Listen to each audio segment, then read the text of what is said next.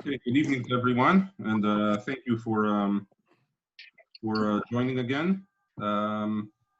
If anybody wants to ask any questions or make any comments or whatever it is, just please unmute yourselves and do so, or you can write in the chat box as well. I'll try to follow that along. So what we're going to do this evening, we're going to at first discuss. I mentioned previously that there were certain prophets besides Yeshayahu who were also prophesying at the same time. So what we're going to try to do tonight is at first identify who these parallel prophets to Yeshayahu were. The reason that's important is, besides just for the knowledge, but it's also very worthwhile to compare Yeshayahu's prophecies and parallel prophecies of other prophets.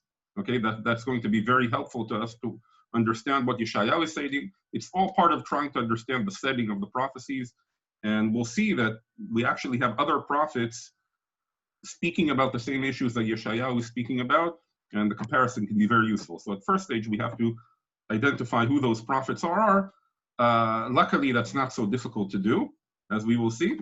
And then after that, we're going to start to study sort of the events that led up to Yeshayahu's first prophecies. Okay, so that's the two things I want to hopefully accomplish this evening, at least in regarding the events that led up to Yeshayahu, at least to cover some of that. Okay, so first let's start off by identifying who these parallel prophets were.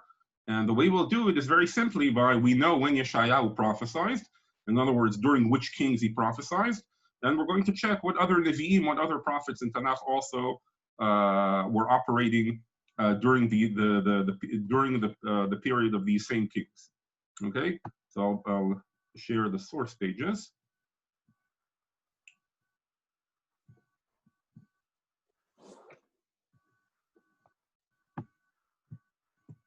Okay, so we said, beginning with the source pages, we said Yeshayahu was prophesying at the time of Uzziyahu, Yotam, Achaz, and Chizkiyahu, the four kings of Yehuda. Who else do we have at the same time? So another prophet that we have at the same time is Hosea. Okay, in Hosea, the first pasuk in the book of Hosea. Hosea is again one of we have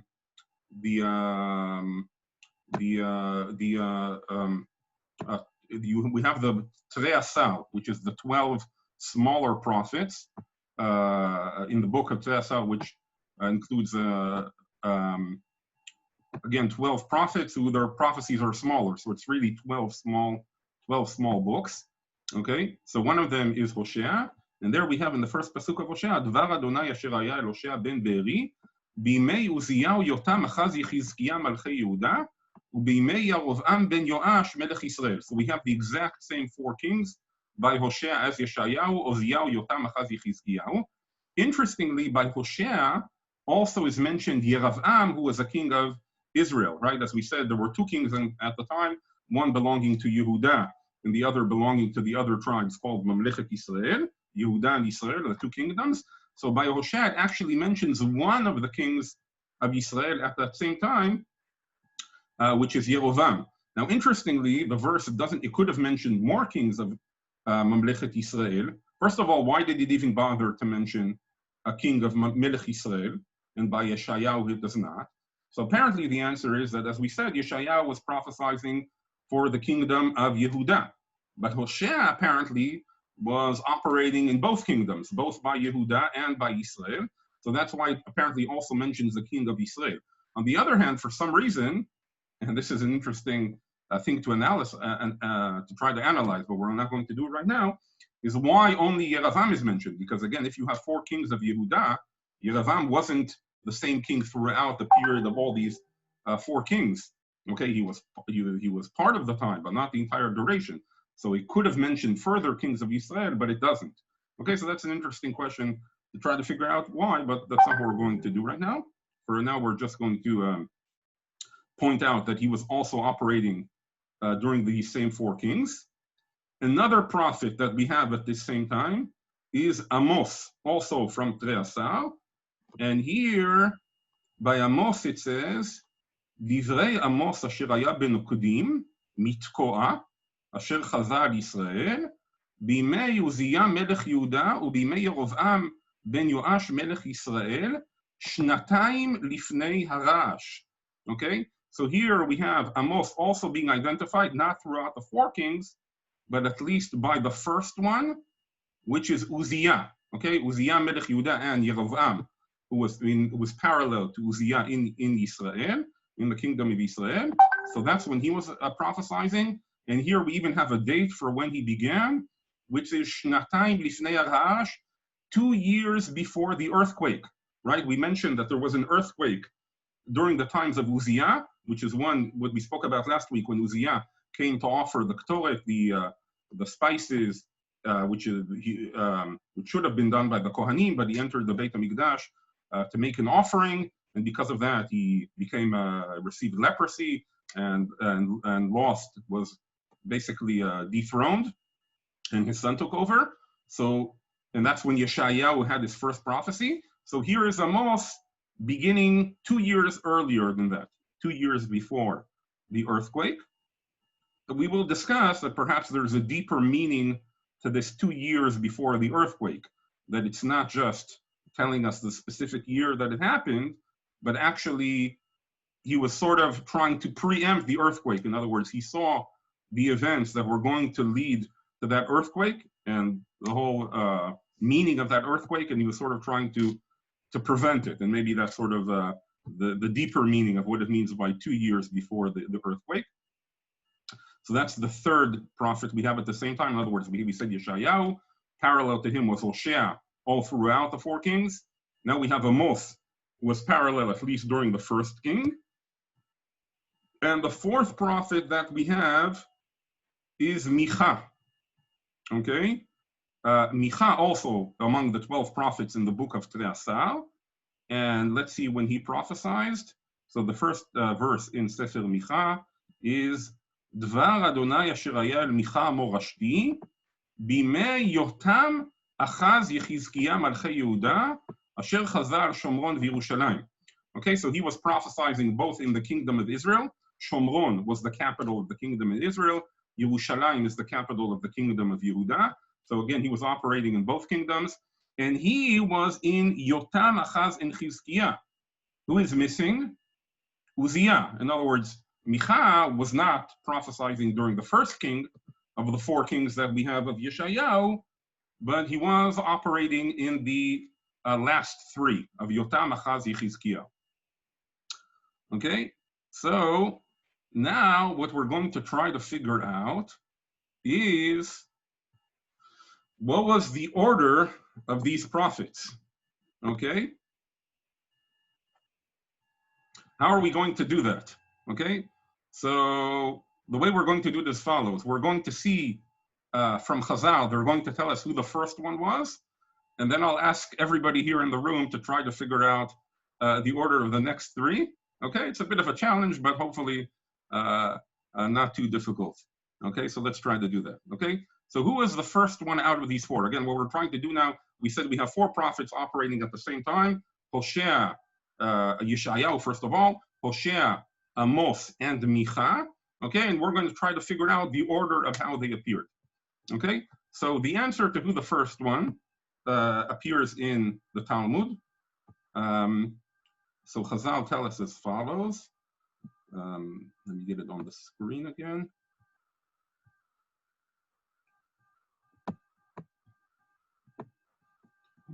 In the Gemara, in Psachim 87a, it says as follows. Dvar Adonai asher haya el Hosea bimei Uzziyahu Yotam Achaz Yechizkiah malchei Yehuda. So the Gemara here is commenting on the first pasuk in Hosea, and it says, Beperek echad nitnab'u arba'a nevi'im.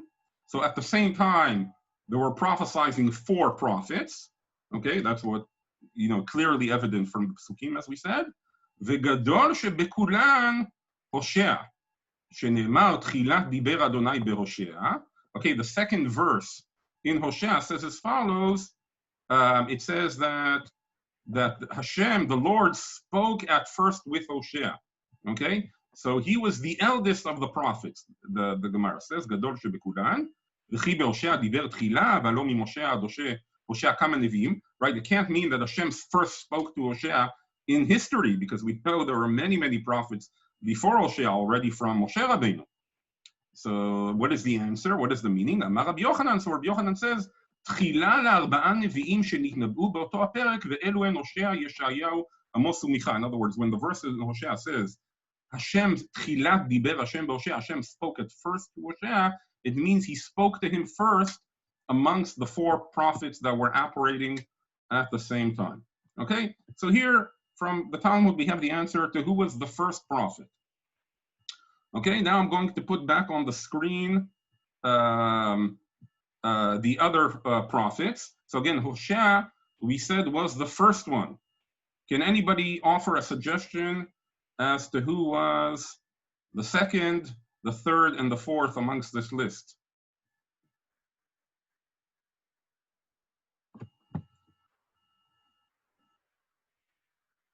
You can either just take a random guess or preferably give a reasoned answer. Okay, just unmute yourselves and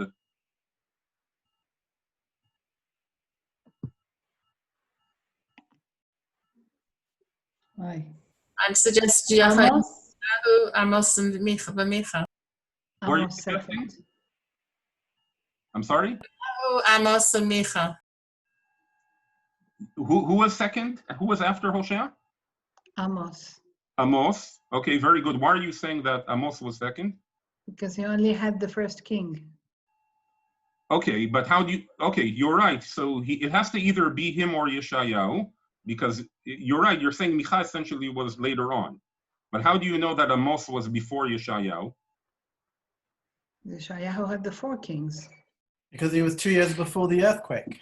Oh, excellent, excellent. Very good, Alan. In other words, he said Amos was 2 years before the earthquake, and Yeshayahu started operating at the earthquake. So Amos was slightly earlier than Yeshayahu by 2 years. So we have the order Hosea, Amos, then Yeshayahu. How do we know that Micha was the last one? You were correct in saying that Micha is the last one, but how do we know that? The first king isn't mentioned. Right. Micha only started in Yotam. In other words, the order of the kings at that time was Uziyahu, Yotam, Achaz, Yechizkiyahu. So Micha only started in the time of Yotam. So there we go, very easy. We have the order, first Hosea, second Amos, it was 2 years before the earthquake, Yeshayahu at the earthquake. These all three started during the time of Uziyahu. And the fourth is Micha, who started operating later on in the times of Yotam. Okay, so that's our four prophets, and this is something that we'll come back to throughout Yeshayahu, because at various points we'll try to find parallels between Yeshayahu and these other three prophets. Okay, very good. Now, what we're going to do is start to get into the background of what was going on in the kingdom of Judah and the kingdom of Israel at those times. And we're not going, even though Yeshayahu started prophesying during Uziyahu's time, as we said specifically at the earthquake, we're going to sort of step back and see what was happening before that. And to do that, we're actually going to start off from Uziyahu's father, who was Amaziah. Okay, and when we study Amaziah, we're also going to see a prophecy of Yeshayahu's father, who was Amos. And anybody remember what the connection between Amaziah, the king of Judah, the father of Uzziah, and Amos, the father of Yeshayahu? Anybody remember what the relationship between them was? Okay, we mentioned this, I think, in the first shiur. The wife. I'm sorry? The wife? Ah, here. No. Yeah, very good. Here, I see Julia Samuel wrote in the chat box. Brothers, correct. Amos and Amaziah were brothers. Amos was the father of Yeshayahu. He was a prophet. And Amaziah was the king of Yehuda. Okay, so let's see what was going on in the kingdom of Yehuda during those times. Again, this is the generation before Yeshayahu. And before Uziyahu and Yeshayahu came onto the scene, their parents were then running the show, Amaziah, the king, and his brother Amos, the prophet. Okay, and let's see what was going on there. Okay, so to do this, again, we'll go to the book of Divrei HaYamim, the book of Chronicles, because even though there is brief mentions of it, normally we would think to look in the book of Melachim, the book of Kings, but this is one of the instances where the stories in the book of Melachim are very brief, and actually Divrei Hayamim contains much more details and information. So that's why we're going to look in Divrei Hayamim for this. Okay, so let's see what was going on in those times. Okay, so I just copied here the text in Hebrew along with the translation in English. Okay, so let's see what was happening here. So it says, Ben 25 shana malach Amasyahu, ו-29 shana malach בירושלים, ושם אמו יהוידן מירושלים. Okay, so at the age of 25, Amasyahu became king. He was king for 29 years. Okay, we'll soon see that calculation of 29 years is not so simple. And his mother, Yoidan Birushalayim, we obviously know who his father was, the previous king, but since often kings had various wives, so it's always very important to note who the mother was as well, because that also has a great significance within the politics of the royal family. So that's why Tanakh always mentions the mother, or most cases will mention who the mother of the king was as well, and not just his father who was the previous king. Okay, now it says, verse number 2, Vayasa yashar beinei Adonai, rak lo belevav shalem. So he was a good king, but not perfect. He followed what Hashem wanted, what God wanted, but not with his full heart. Okay, and that's sort of the title head, and now we'll see how that played out. Okay. ויהי כאשר חזקה הממלכה עליו, ויהרוג את עבדיו המכים את המלך אביו. Okay, so now when he became stronger as king, okay, when he had the kingdom under his control, he executed the people who assassinated his father because his father was assassinated. Okay, so it takes time until he became strong enough to be able to take care of those assassins. But what was unique about what he did was, ואת בניהם לא ימית, כי ככתוב בתורה בספר משה, אשר ציווה אדוני לאמור, לא ימותו אבות על בנים, ובנים לא ימותו על אבות, כי איש בחטאו יומתו. So here we see the righteousness of Amasyahu. In other words, even though he killed the people who assassinated the father, he didn't kill all their sons. In other words, normally, if you would have somebody assassinate a king, and you were, let's say, the son of the king, when you would seek retribution, you wouldn't just kill the assassins themselves, but you would wipe out their entire families. The reason you would do that is because you were always concerned that somebody from this family would pop up again against you. Okay? So, I'm sorry? So that's what was normally was done.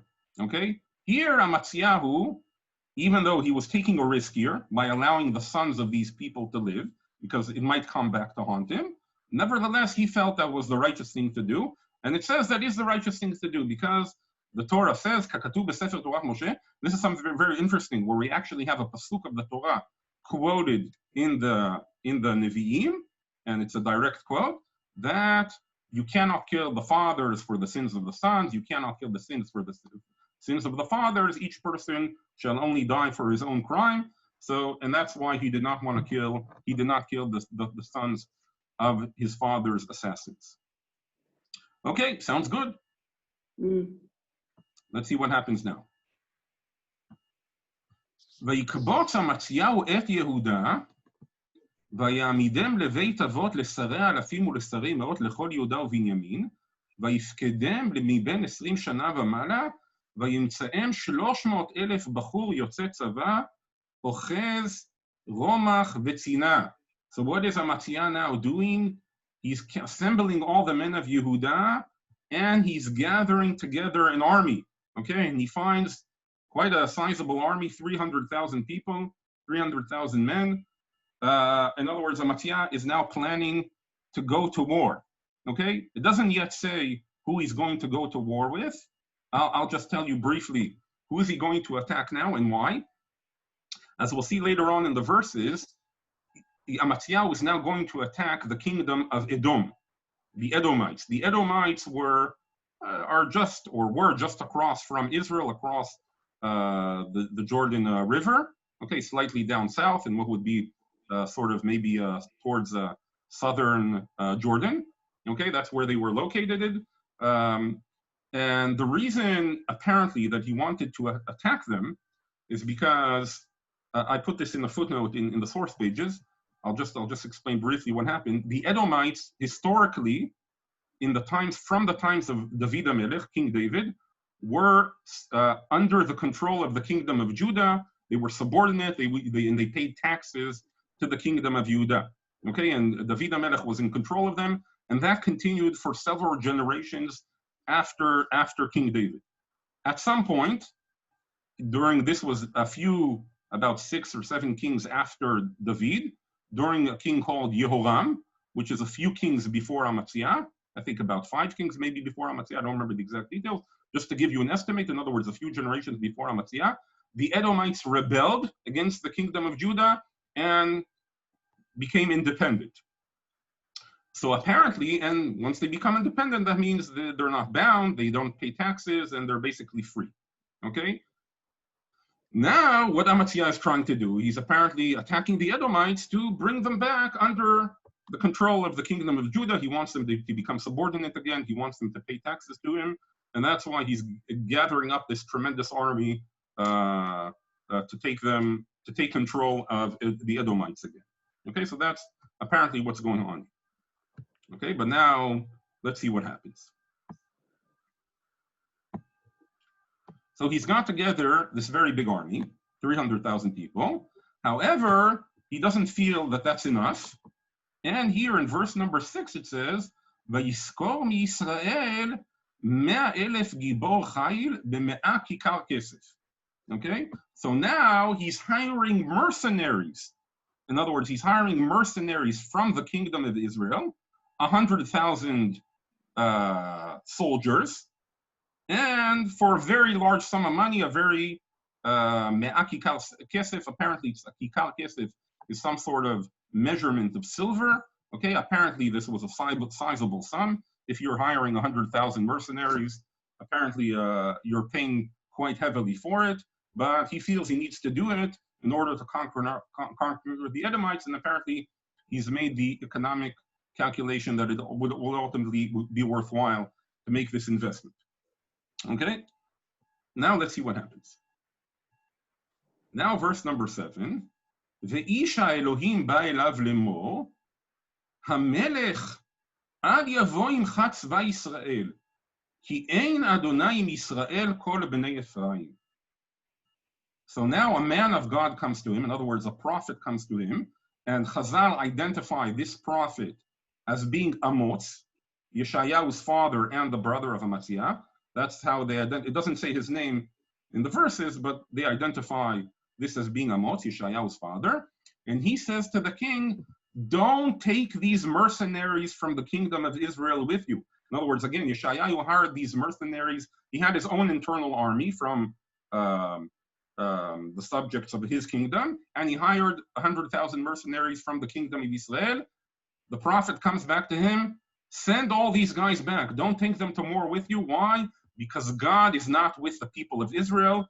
If you take them to assist you, then you will lose the support of God. And it's better to have the support of God in a war rather than another 100,000 soldiers. And that's what it says in the next verse.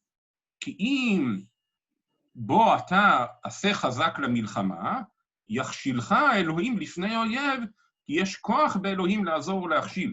In other words, if you take these mercenaries to war with you, then God will make you sail in this war. Okay? So now send all these mercenaries back. Okay, now the prophet has put Amaziah in a very, very difficult position. Okay, because let's think about it. He's already hired these 100,000 mercenaries. And basically, the prophet is telling him, send all these guys back. What are the risks that he would be taking by doing so? Okay, so first of all, he counted on these mercenaries as part of his army for the war. So now he's military-wise, he's going to go to war with a much smaller army. So that's one risk he's taking.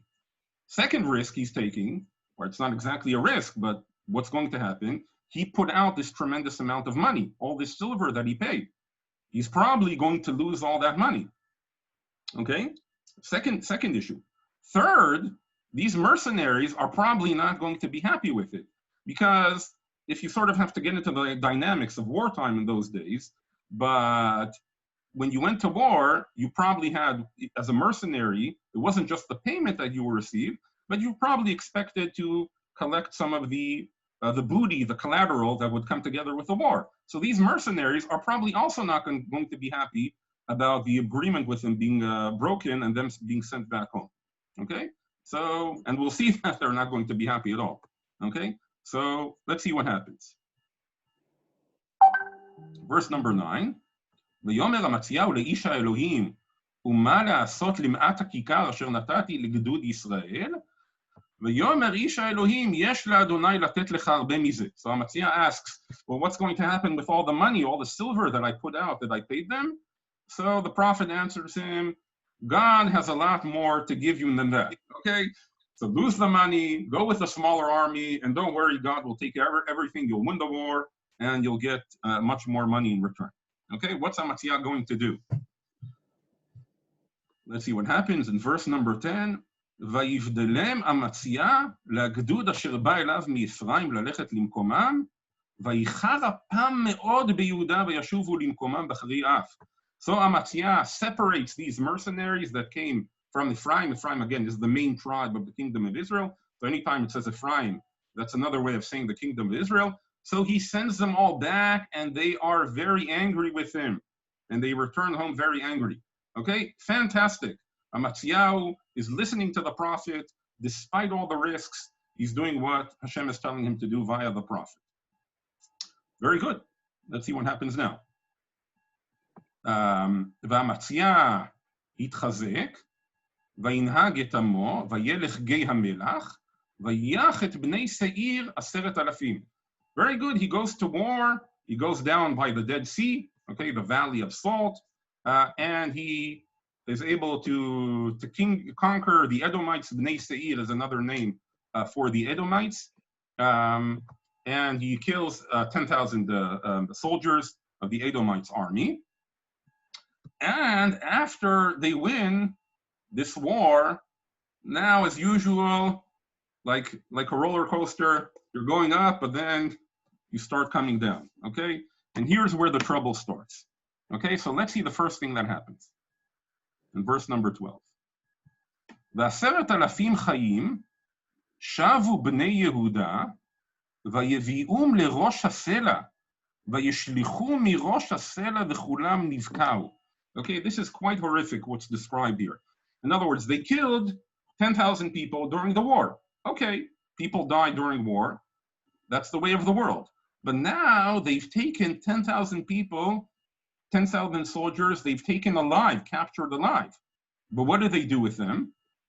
They take them to the top of some sort of mountain or some sort of cliff, some sort of rock, and they throw them all from that rock, and all of them gets killed by that. In other words, they've executed here in a very vicious way 10,000 captives of the enemy.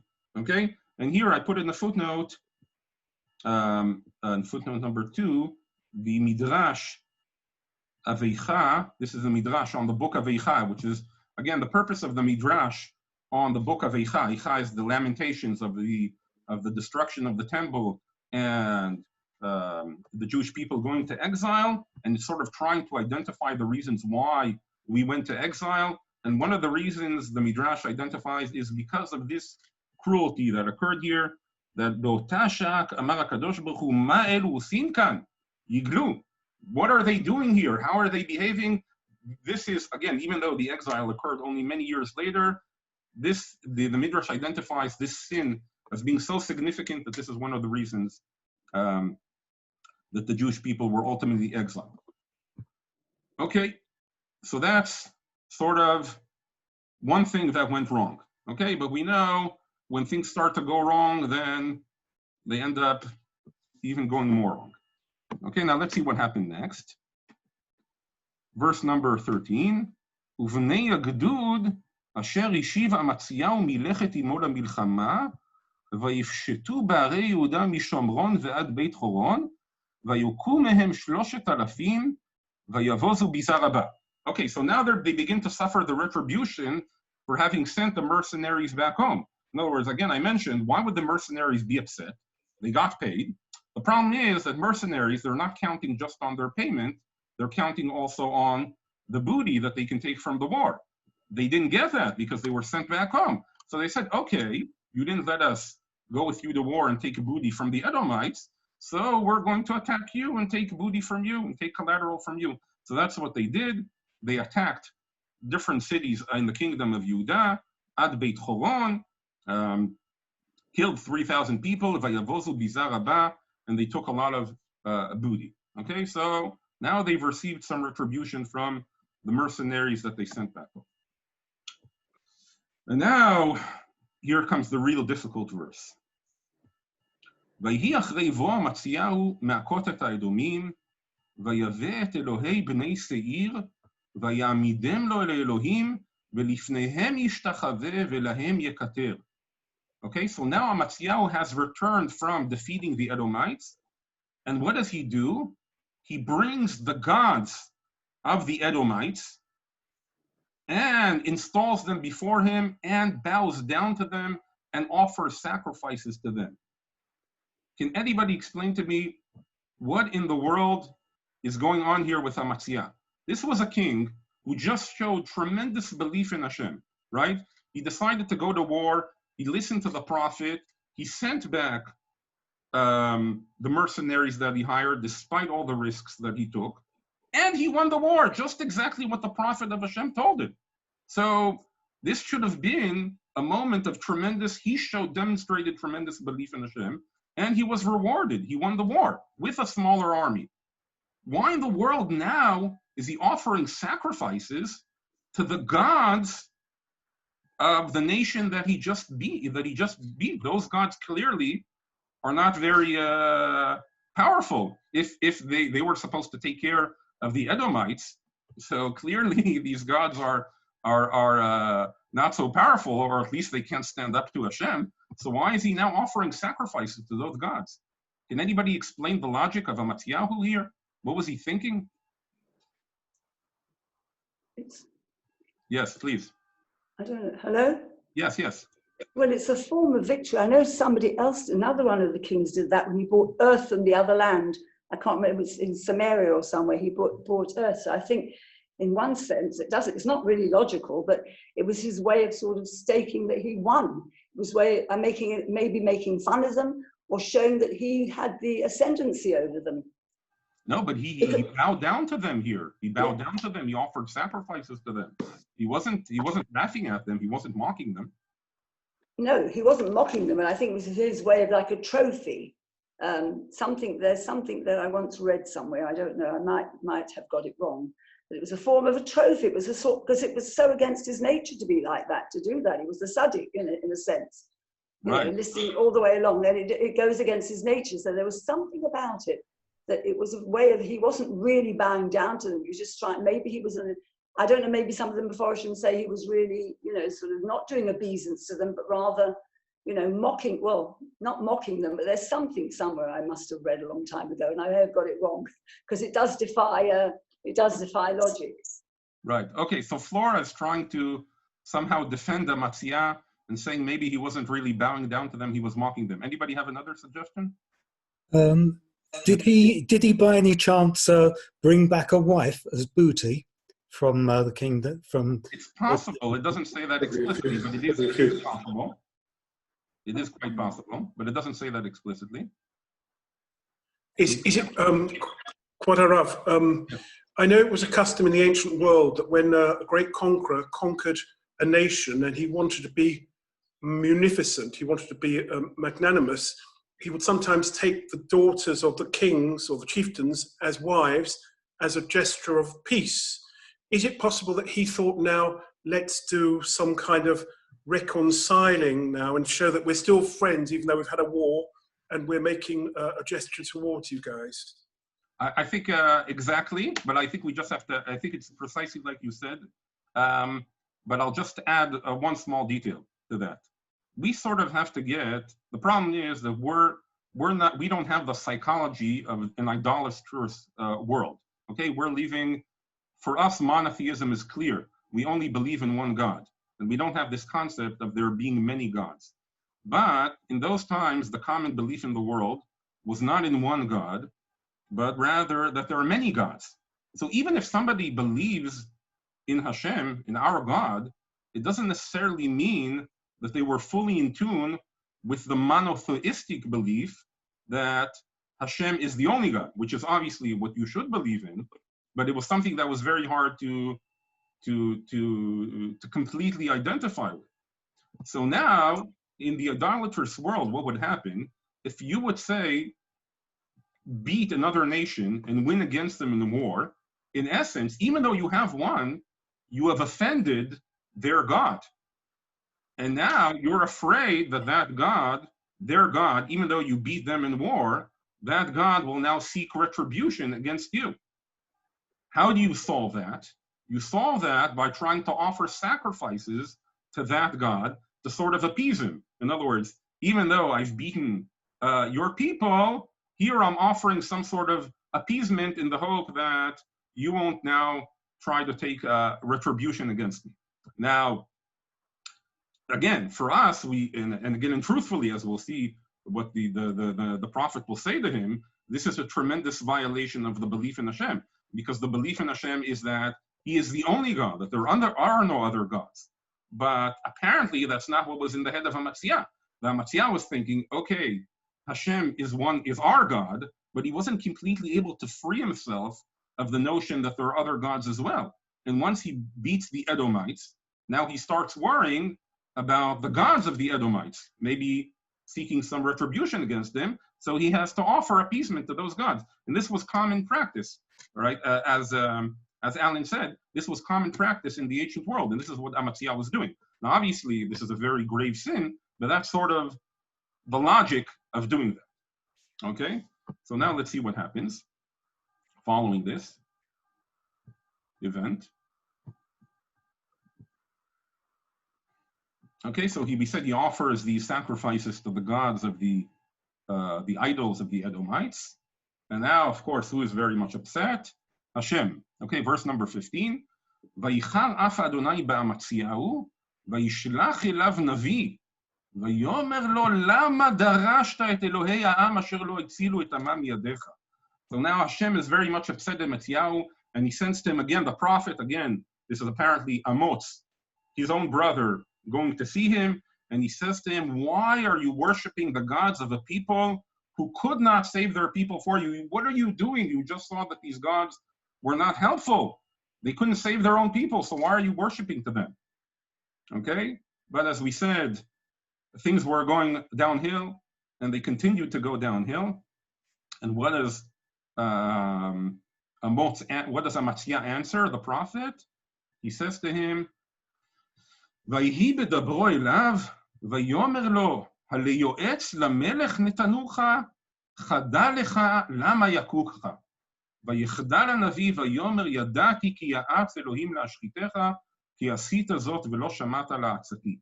Okay, so he says to him, as he spoke to him, in other words, as the prophet was speaking, Amaziah said to him, have we appointed you a counselor to the king? Stop, else you will be killed. And the prophet stopped, saying, I see God has counseled that you be destroyed, since you act this way and disregard my counsel.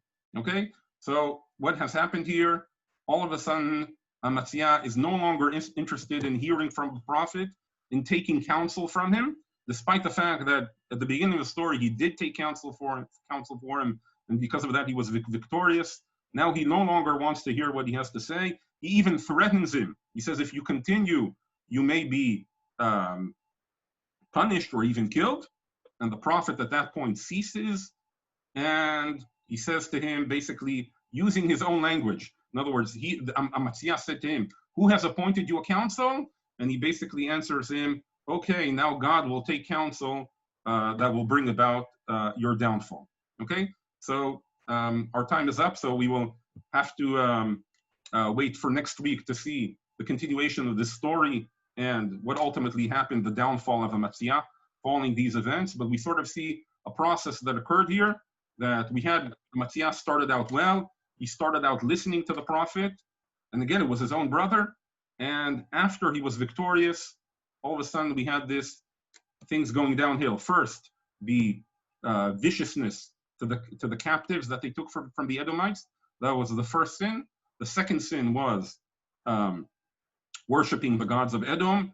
And now the third sin was refusing to listen to the prophet and threatening the prophet. And from this point on, basically the prophet is now declared, Hashem will now set things in motion that will bring about your downfall. Okay, so that's what we'll continue with next week to see complete the story of Amaziah and his downfall, and what brought a rise to the following king of Uzziah, which again is when Yeshayahu will appear on the scene. Okay, any questions or comments on all of this? Yes, please. No, I actually forgot about this religious syncretism, because that's what all the kings indulged in this. But I really had something about this Amaziah, that he was somehow different, and you know, we know that because we learn later on in the time of Manasseh that he said, if you lived in my time, you would lift up your skirts and you'd run to the house of idol worshipping. But I didn't realize that Amaziah, I really didn't remember that Amaziah was, you know, was an idolater in that sense, that he indulged in religious syncretism. I thought there was some saving grace about that particular episode. Look, it was like I haven't got my Mephorshim with me here in Israel. It could be. I was trying to offer one interpretation based on at least my reading of the verses, but I think the point is, as it says in the beginning, he believed in Hashem, but not with a full heart, and this sort of yes. That's what led to this. Ah, yes. Thank you. Okay. All right, very good. Thank you, everyone, for joining this evening. you. Many thanks. God next week. Same time. Thank you very much. Thank you very much. Thank you. Thank Bye. you. Bye. Bye.